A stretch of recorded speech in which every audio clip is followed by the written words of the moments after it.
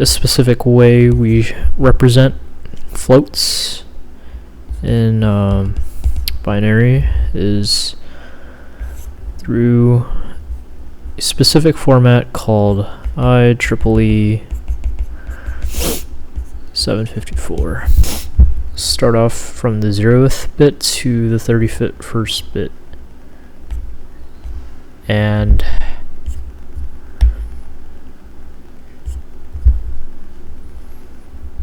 this is how we organize IEEE 754.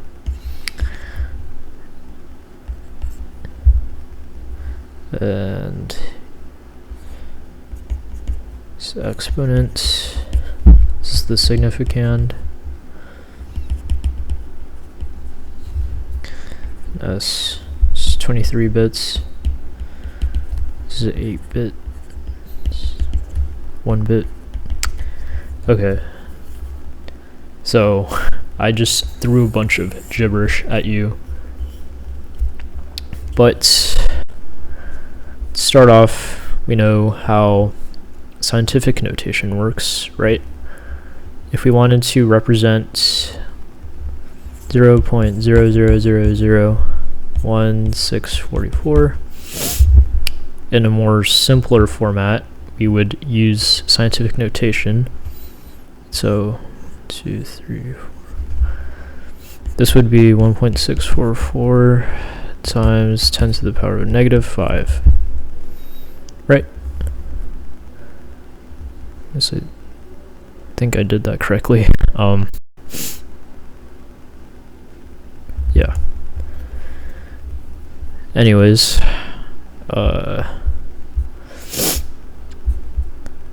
way we store decimals or numbers that are past the decimal point in computers is with floats, and you might be familiar with the float variable type.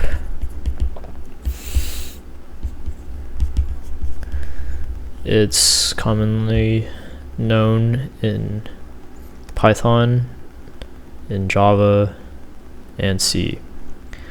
Specifically, C is a language that gives you a lot of access to memory, and so we could sort of relate IEEE 754 to this specific use case. Anyways, that's enough gibberish. The way we represent things in binary, or at least compute the decimal numbers in binary, is by doing -1 to the power of the sign bit times 1 plus the significand times 2 to the power of the exponent minus 127. So there are a couple of implicit operations. First, there's an implicit 1 and a bias. So typically the exponent is not stored as a sign bit. That is why we need a bias, so then we could represent negative exponents, and that is the whole use case of IEEE 754. It's so then we could represent digits past the decimal point, or we could represent really large numbers if we wanted to.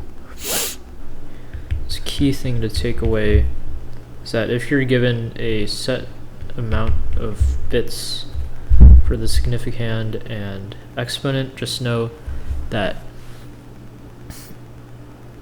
the specific values that you could represent are less important than how the underflow and overflows are represented. How does it handle the overflow? Where is the overflow? And where is the underflow? And how does it handle the underflow? These are very important questions to ask when encountering floats. Overflow and underflow goes hand in hand with special numbers in this case, right? Nands are closer to overflow. We simply cannot represent anything higher than infinity because the significand field is all zeros while the exponent field is all ones. And the proper formula I showed you applies only to normalized numbers, right? Denorms or denormalized numbers basically just take out that implicit added one. Smallest positive denorm in this case is 2 to the power of negative 23 times 2 to the power of 126.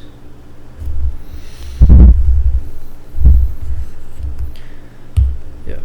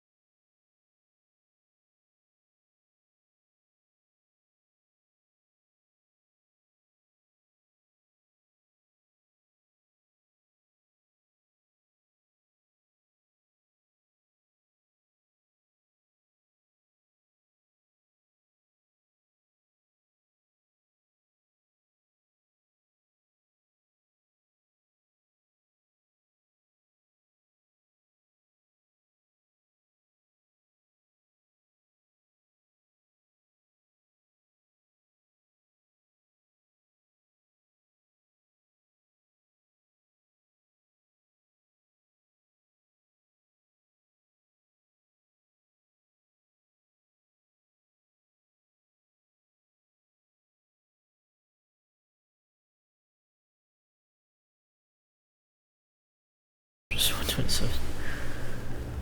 Okay. Well,